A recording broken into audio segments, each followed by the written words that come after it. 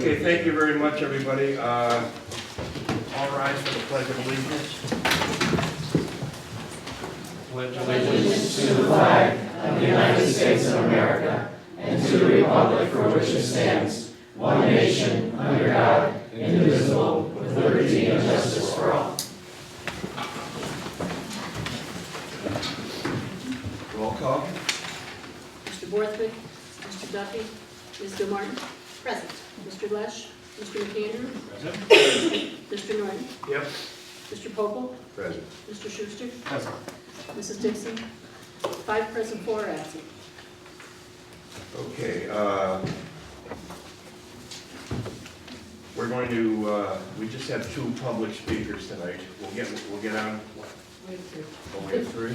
Yeah. Okay. We all know the rules about public speaking.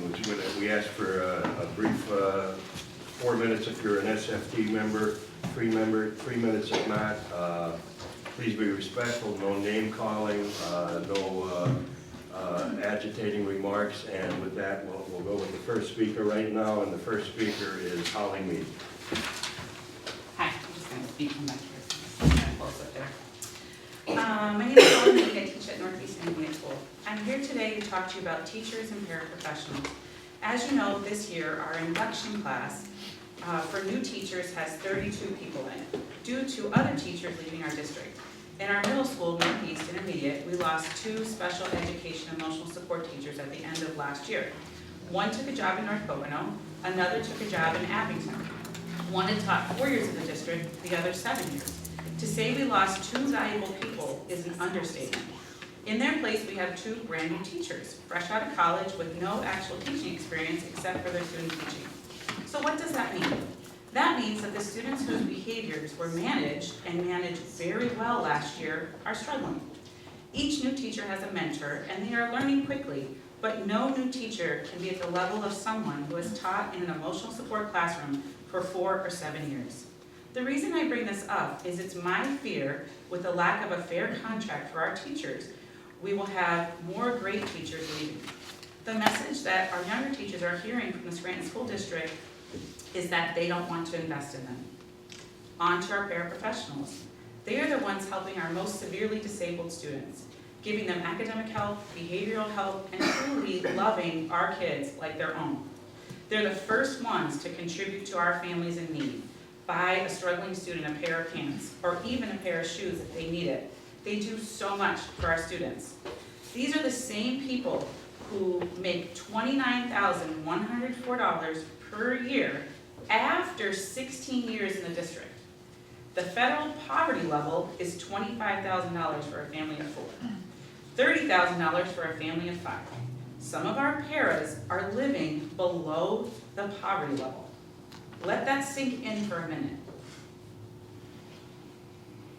What is the Scranton School District saying about their worth? Our paraprofessionals are worth more. I have a bachelor's degree in English education. I have a master's degree in special ed. I've trained teachers on how to deal with antisocial students. I'm in charge of all of our new teachers, all of our mentors, and all the professional development program called ER&D. I've made $56,000 for the last 3 years. I am worth more. My colleagues, teachers, and paraprofessionals are worth more too. Please consider this when you're negotiating our contract. Kevin Hayes.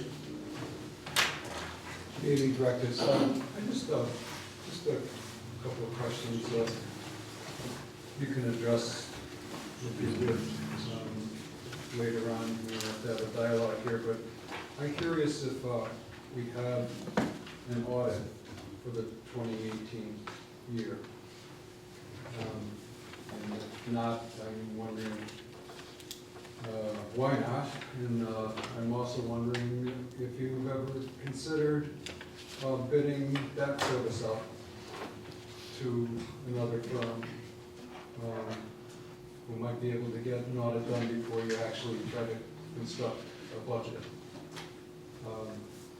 Just seems odd to me to be coming up with a budget before seeing the actual numbers from last year. And just to, Can I address that? oh, sure.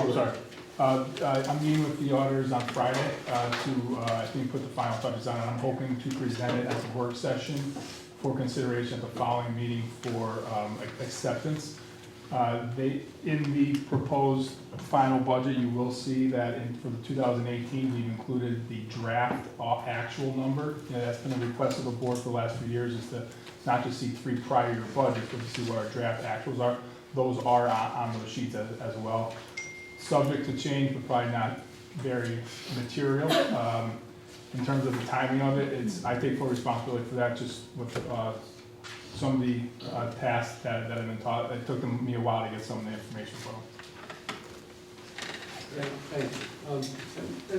And just to, I'm inspired by what Polly had pointed out, and you've heard this before, but I'd like you to keep these numbers in mind as well. From your audits, and confirmed by looking at 1% of, our teachers' salaries deducted for union dues, I multiply that number by 100, I get the expenditure that the district put forward for teacher salary. And I've done that for the last decade, and the average expenditure for the district, that the district has put forward for teacher salaries has risen less than 1% on average per year. Inflation's been around 2% per year. Your revenues have increased by 3% per year. And then you have things like transportation contracts, which Auditor General Jack Wagner found in 2012 when he issued his audit. He did a performance audit, 2-year performance audit of the 06-07, 07-08 school years. And he found that depending on the year and the contractor, the payment to those contractors was anywhere from 297% to 533% of the state formula for transportation. Since then, so that's already the fatted calf, inflated, Since then, in the last decade, we've seen an average of an 11% increase in the cost of transportation. Now that's from your audits. If anybody questions that, I'd be happy to sit down and show you the numbers, confirming that that's what's been going on. And that's one of, who knows, how many possible contractors who are getting more than what we feel they should be getting. Teachers in this district are, there's a morale is at an all-time low. We're looking at teachers leaving. I don't know why a young teacher would want to stay in this district at this point in time, especially since the last round of negotiations of what we were offered. I want to call it an offer. All-time low, and you're likely to see an exodus, especially the new people, in the future if this continues. Totally unappreciated. We feel totally unappreciated with increases like that. So that's all. Thank you. Roll. Call me Hope. I just wanted to briefly say that last Wednesday at lunch, I had the Director Bill Martin was also in attendance at the lunch, who can recall the details of Yes, I was, that's right. I left at home the carefully prepared piece of paper, but can you remember the exact title of the people who did that? They were educational people from Temple and Yes, and economic. it is, I do have it, because it is the document that we used to draft the presentation that we gave to the policy committee hearing that Marty did All of these words are escaping me right now. Thanks That's for putting me on the spot. Okay, that's great, because all I wanted to do was, the thing that blew me away was that I noticed our basic education funding in this for the next year is $42 million from the state. But they did a projection, which over the next 5 years showed that the $6 billion that will be in the additional basic education funding for the state is $2 million. One was $668 billion, and the other was $670 billion. That is the projected increase in costs for charter schools education. And basically it means that 5 years from now, we as a district will not be getting any real dollar increase in our basic education funding, because every extra dollar we get in is going to march straight out the door. Now, it's not an anti-charter school thing, I'm not doing that. Sarah, probably, I should have asked you, because you did that great article about it, which was very cogent and a really great summary, and I recommend it to anyone to do it. But that concerns me, because if we can't find a way to rein in the costs of that, we will be trying to stitch together in 5 years' time education funding on that. I do have the documents, I put them out to bring mine. I came from gym class with my granddaughter. So And I do have the link to that, so. you have the option. I wonder if you would mind just emailing that round. And I just wanted to raise that flag up the flagpole because it was a terrifying lunch. It was, scared me. Thank you. You want to go with your Yeah. presentation now before we do the resolution? Absolutely. And just another thing I forgot to mention, the auditing services is up for bid this year. Just I forgot to mention that. For your view tonight, there's two documents in front of you. One of them has the Scranton School District cover letter on it. The other one is a more technical form provided by the Department of Education. This form, PD 2028, is a required format that we must present the form in for public inspection. So we prepared, but we are most common, or most used to seeing it in this other format. So I wanted to prepare both versions for you. If you want to take a look at the Scranton School District copy, after the cover sheet, we have a summary of our local revenues. The first being our real estate. We are proposing $42,353,337. That is our real estate millage raised to our Act 1 index of 3.4%. That equates to an increase of 4.5252 mils, and that has estimated an increase from our 2019 budget of $1,517,623. So we are proposing that. It was part of the recovery initiative to levy to the Act 1 index each year, so that is included in this number for it. If you recall, the preliminary budget adopted in the summer, that had as a requirement of the district to apply for exceptions to Act 1, you must estimate what your exceptions are and include that in your preliminary budget, and then seek exceptions.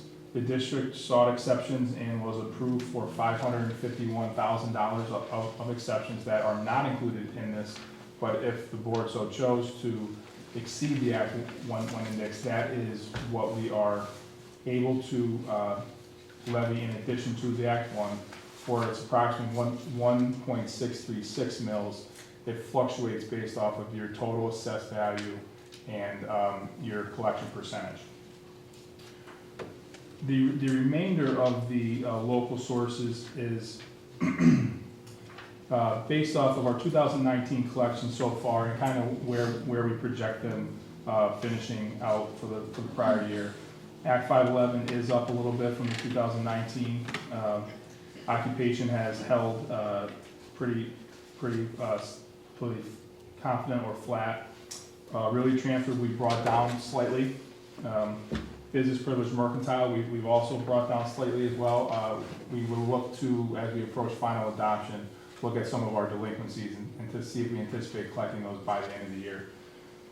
We've increased our delinquent real estate line item for the 2020 year based off of our actual results from our 2019 collections. Tuition that at the Electric City Academy, that's been brought down slightly. We had around $800,000 last year. That also includes summer and winter school tuition. The 525 that we're presenting is based off the current enrollment that we have, which I believe is 12 students. Those are the 12 students that we have under contract. I'm told that we may have 3 more under contract shortly. If that is the case, we will increase that for the 2020 year. Our earnings on investment, you'll see as we move forward into a more detailed area where we compared for years. We had a pretty good 2018, and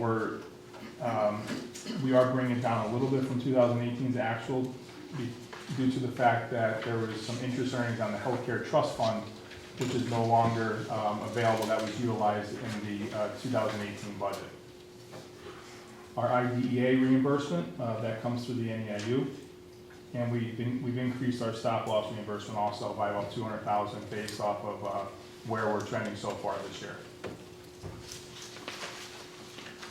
State sources, basic instruction, that's our estimate based off of our current allocation for 1920, plus a compound average growth rate of about 2% over the past 10 years. So we have increased that. We've worked with PFM on that as well, and we're going to have them take another look at it to see what their thoughts are also as we approach the final budget. The special education funding, that $6.4 million includes $150,000 of subsidy we received in 19 for for higher cost students. The application to apply for those has come out this November. We will be applying for that again. We anticipate receiving that. So not only have we increased our special ed funding by an estimated compound average growth rate, we've also included that $150,000 in for the 2020 budget. Health services has remained constant. We annually get around $200,000. We've reduced our transportation reimbursement slightly. That is mainly due to the 18-19 transportation report that we received based off of the 17-18 data that stated our reimbursement would be $1,139,000. So we rounded it off to $1,150,000, but it is down from what you saw in 2019. Retirement, that's up. That's based off of obviously what our salaries are projected to be, and also the PSERS rate, and also our market value aid ratio. Our aid ratio for 1920 is 0.7665, so that's what we're using to factor in as a reimbursement. The regular and block grant includes the $6 million that we've been allocated for 1920, so we anticipate continuing that, as well as the $1,836,000 that we utilize to fund our kindergarten program. State gaming money for property tax reduction has consistently been at $4,370,000 the last few years, and we're estimating our state share of Social Security at $3.5 million. That has gone down a little bit. I think we were in the 3.6 range last year. The reason for the decrease is mainly because we've been funding more salaries with federal dollars, and those are excluded from the reimbursement of the Social Security.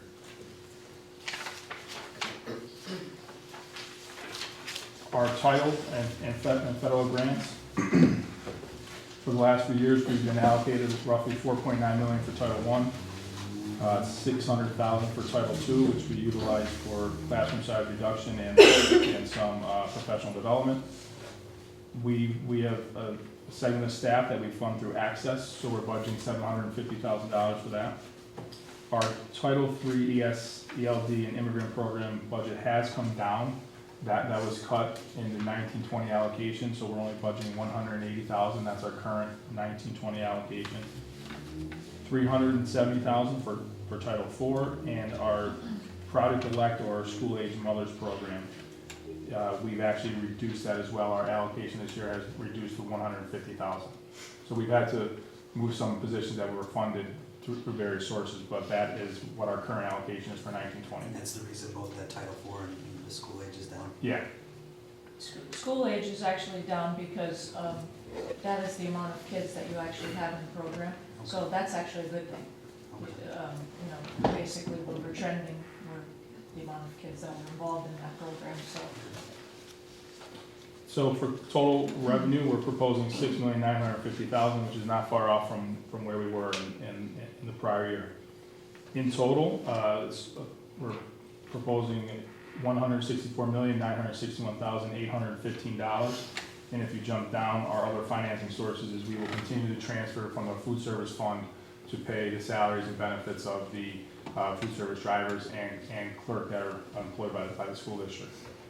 You'll note there that this sheet tallies what our total expenditures are, which we will get to in more detail, but at this point it's $168,059,539 for an excess expenditures over revenue of just shy of $3.1 million. And after you take into consideration the offset of the food service transfer, we're looking at an offset of about $2.6 million. Before we proceed, I'd like to mention that the preliminary budget that we adopted in the summer had a shortfall of about $1.7 million. Right? Now, as we noted before, that we had to include what we anticipated to be our exceptions to Act 1, which were estimated at about 1.7. So if you were to add that back to kind of compare apples to apples here, you're looking at the preliminary budget without the exceptions to Act 1 at 3.4 million. And right now we're showing it at about just shy of 2.7. So we have brought it down a little bit in that time. Okay. The next page is the 3-year comparison of revenues. I won't go through it like we just did, but you'll notice that it was a request of the board that they see again, not just budget, but some type of actual numbers. So you will see the 2018 actual draft numbers as compared to where we are proposing the final 2020.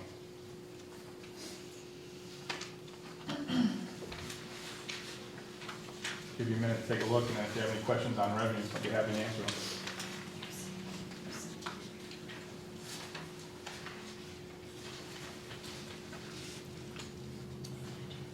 Thank you. Good? Okay. All right, if you fold over those, we'll go into the expenditures. And as I noted, we are proposing $168,089,539 of expenditures for 2020. They are broken out here by the function, starting with your regular programs. All your functions that begin with 100 are related to instruction, your 2,000s are related to support services, and your 3,000s are related to your community, and your 5,100 being your debt service. If you move on from there, you'll see a summary of each function by object, broken down by the 100 for salaries, 200 for benefits, 300 for purchase services and professional services, 400 for purchase property, other for 500 supplies, or your 600, 700 property, and 800 being your other objects. I wanted to note that in this summary here, there's roughly $68 million of salary, $67,986,280. There's also $52 million of benefits. That is $23,123,000 for healthcare, $5,063,000 for your FICA, your federal Social Security tax, $22.8 million for your fees reimbursement, $50,000 for your unemployment, and we are budgeting $1 million for workers' comp. So that's all inclusive in these areas.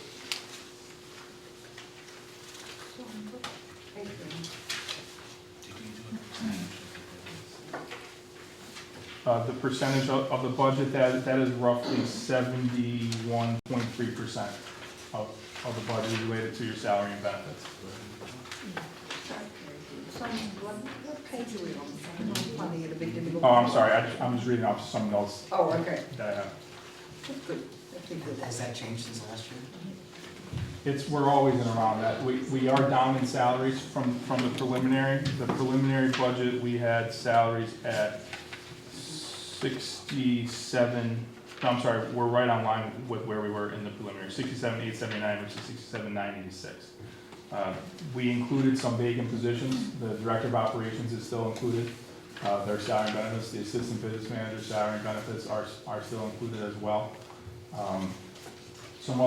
We've increased our charter costs. We have budgeted 6.2 in 2019, and I believe 6.4 in the preliminary 2020. We bumped that to 7.2 just on where we're trending right now. We'll take a hard look at that as we approach the end of the year. We've also, transportation I know that's a topic, and that is up as well. We do have a full year of the last annual increase related to buses. So the 2019 budget only saw 3 months of that increase, or 4 months of that increase. Now we're gonna have a full 12. So that is included as well. There's also the increase for our IU transportation, that has risen. We have to offset some of that cost and anticipating bidding the van service in January with doing dual runs. Working with PFM, of the 32 vans we have, they felt that we can dedicate about half of the fleet to doing dual runs. So we've reduced our van service by about 8 vans. So half of our 16 to kind of curtail that cost. So we And work that's with. looking at next year, or that's what we're doing currently? That's looking at 1/3 of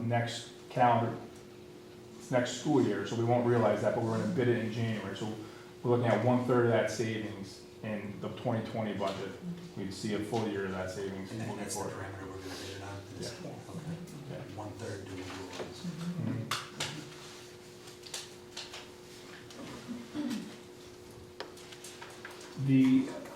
Many of the other line items are populated by all of our departments and schools, which we have summarized for the board to review. I do not want to make 9 copies of this or this, but they are on file in the business office. And, you know, some of the things that we're looking at, you will notice there are increases in there. So where we were in 2019, when we had cut some budgets back, they have, you know, requested more. We always put it in as they requested. They provide substantiation sheets. We've working with Mr. Doherty and Ms. Freebeck. They have been reviewing the elementary and secondary. I've been reviewing some of the department budgets.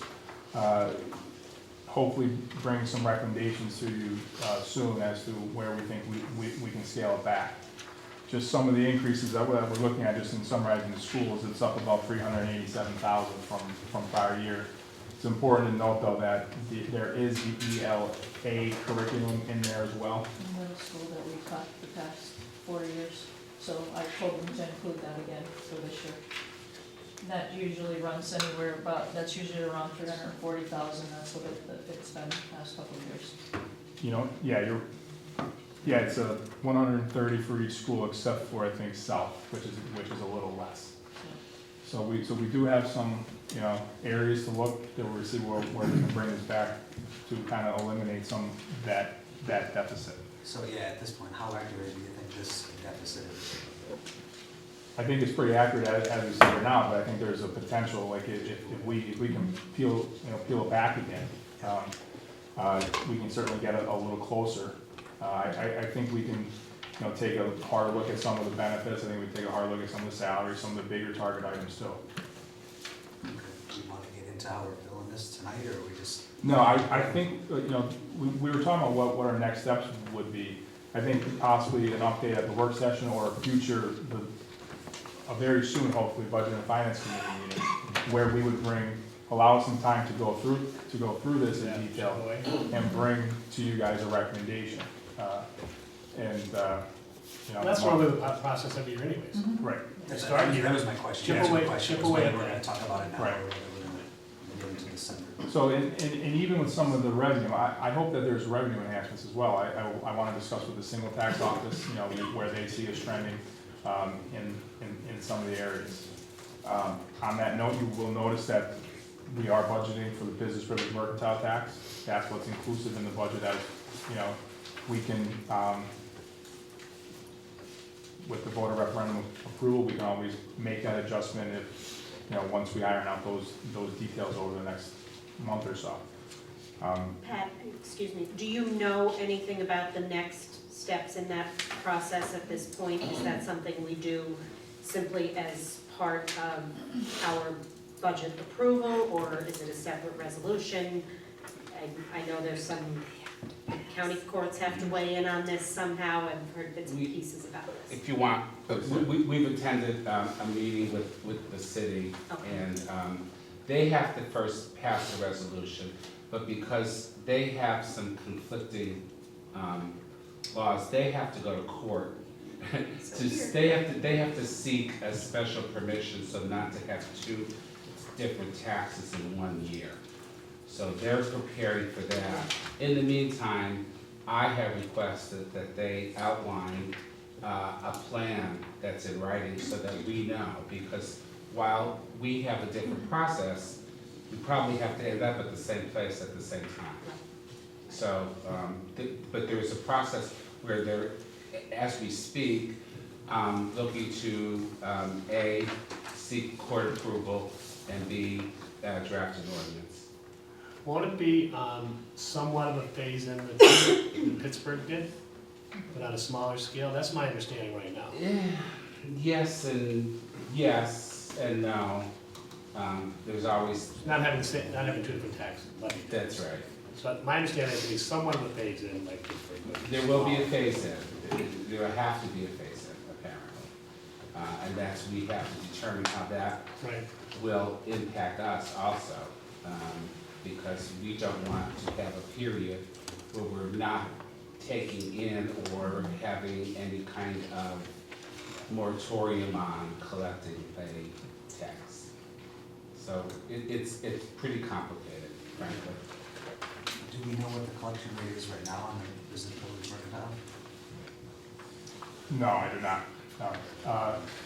Mr. Bolzoni does have some statistics on that, which I can get for the board. Off the top of my head, I don't have the number. I didn't know if it improved in the last year, if we're sitting about the same. I know it was about 86. Is that? We've been budgeting right around the $7 million mark. We kind of had a spike in 2017 with eCollect, who identified some delinquencies. 2018, which was what we set the rate at for the payroll prep tax, was at $7,059,000. Those are the audited numbers for 2018 that was used to generate that the payroll tax rate. 2019 is coming in right around that 7.1 mark. If the next 2 months trend, which I want to again speak to the single tax office on as well. So we're always right around that 7 million. Okay, so no big changes.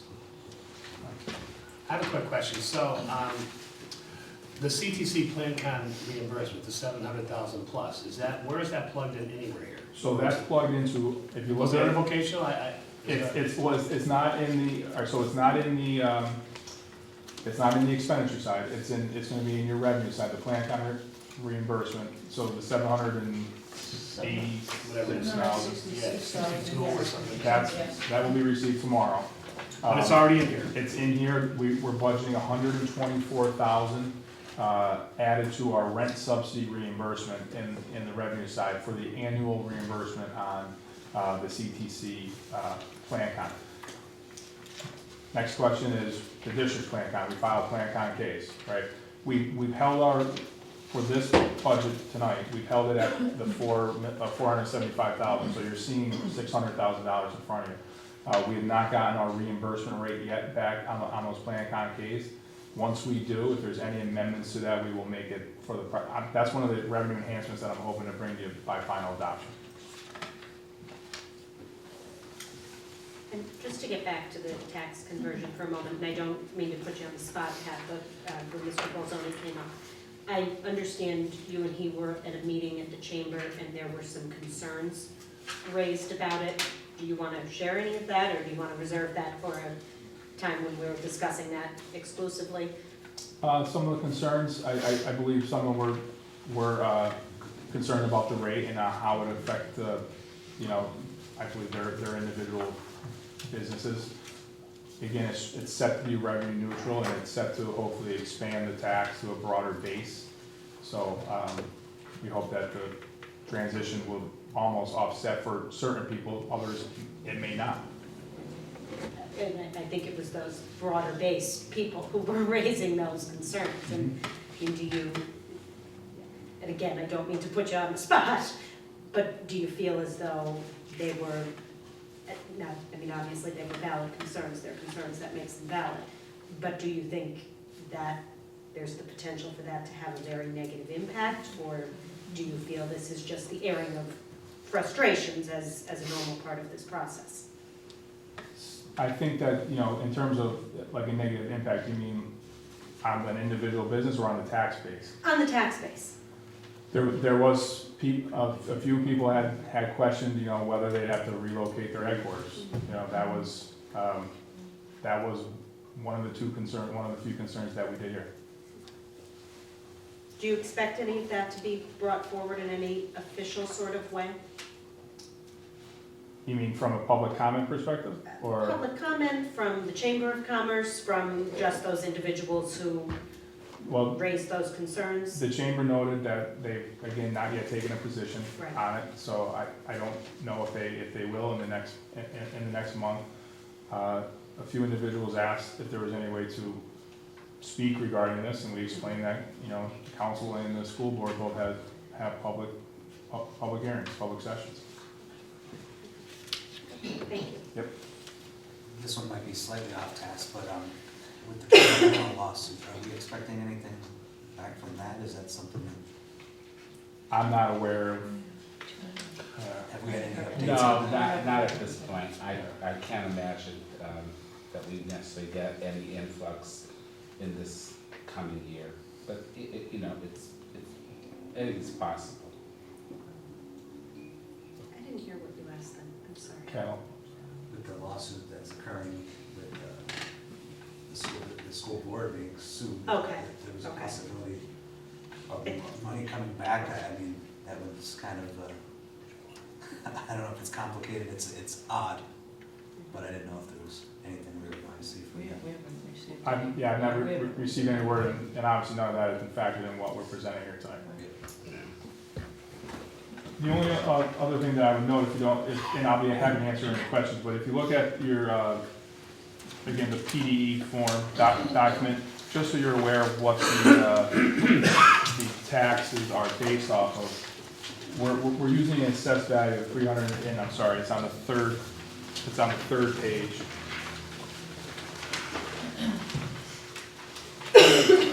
We're using an assessed value of $385,839,193 at a millage rate set for the, which has been increased to the Act 1 index, and we're using a collection rate of just shy of 87%. So that's kind of where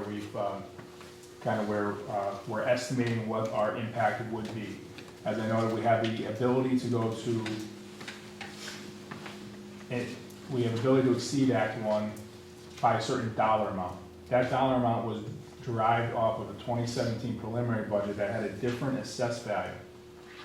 So you can adjust the millage to, you can't exceed that dollar amount, so you have to adjust your millage based off of what you would levy in your collection rate. So I do have, and I apologize, we were in the back trying to make these copies, a millage scenario for you guys as we have done in the past. Just, you know, showing you what the levy to the Act 1 is, what's generating from a revenue standpoint, the impact on the average assessed value taxpayer, and also what the impact would be if you were to consider raising it above the index. So I will get that to the board. I apologize. It was meant to be in this packet, and I realize it's not. Can you explain somewhat, you said there's a possibility of getting another 500,000 if we raise it to above the index. Can you explain that scenario somewhat? So how do we get there? So we would apply for, well, we already have applied for exceptions related to, well, you're allowed to apply for exceptions related to pension increases, special ed increases, grandfathered debt, and I think current debt? I'm not sure what the fourth one is. Except Peters, yeah. We applied for special ed. We did not qualify for Peters, but we applied for special ed, and we're in, based off of our special ed cost growth between 2 comparative years as compared to Act 1 growth, that is the calculation that they've identified to be $551,000.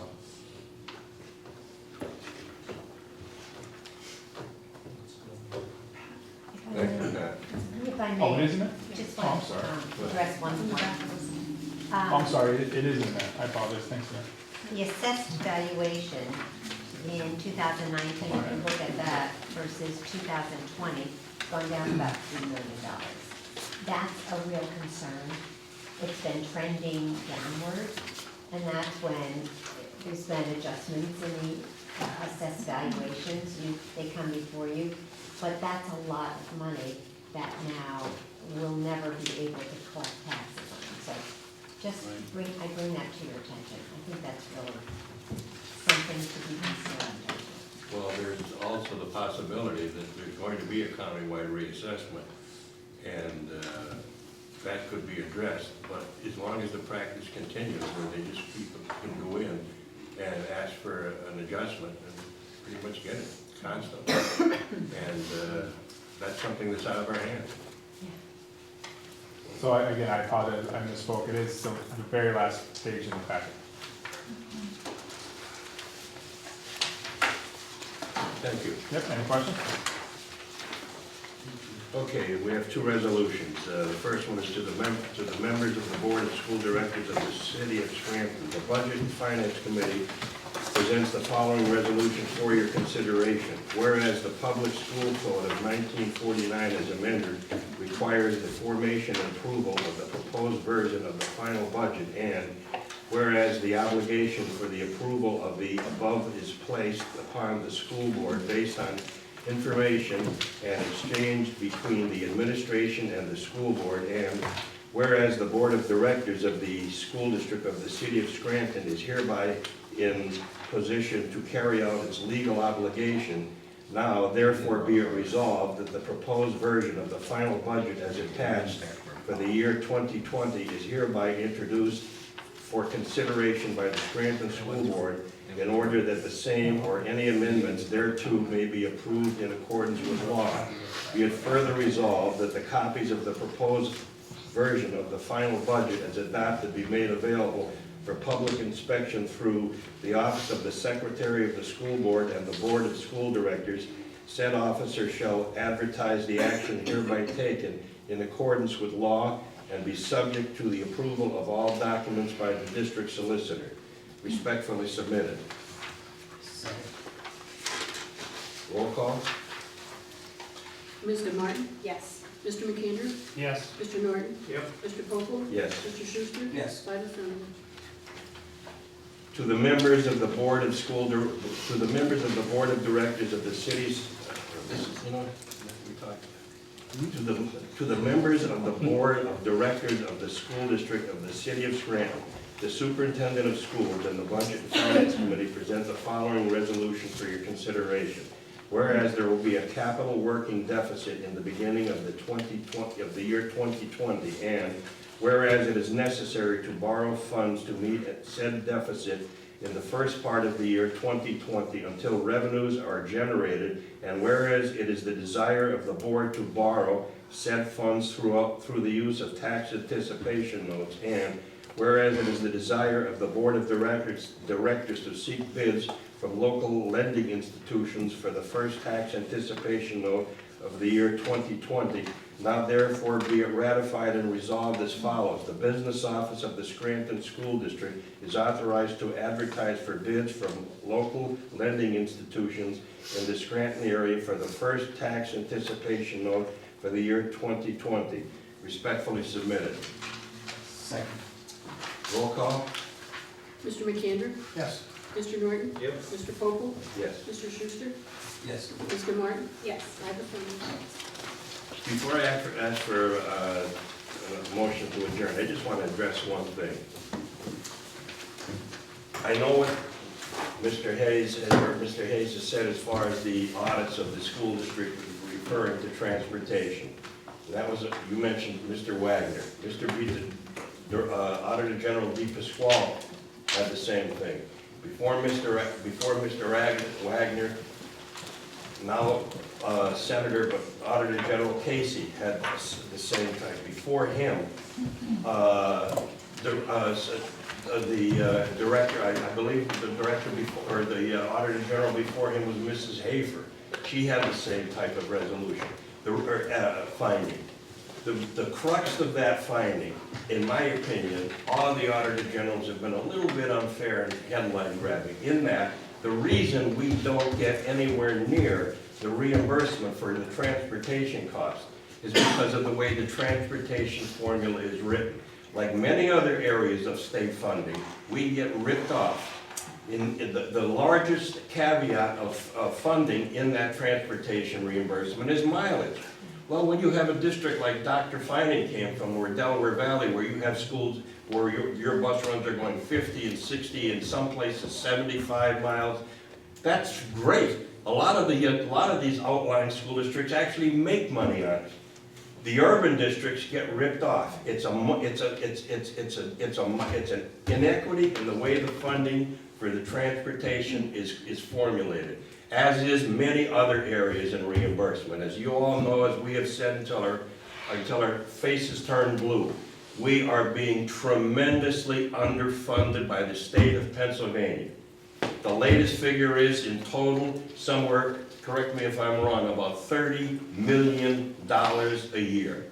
$30 million a year in state funding that we're not getting, that we are entitled to, that we should be entitled to. We are the highest taxed urban school district in the state of Pennsylvania when it comes to the amount of revenue generated by local tax effort. We're up to around 41, 42%. I believe the average in urban districts is 28%. Some of them it's as low as 12%. We get around $4,400 per student for basic education. Other districts are getting $9,000 and more per student. It's unfair. It's actually, in my opinion, our kids are being robbed. Our kids are being robbed. And that's why we're in the situation that we're in now. That's why our teachers are being grossly underpaid. That's why everybody who works for this district is being hit hard. And it's unfair. But them's the deal.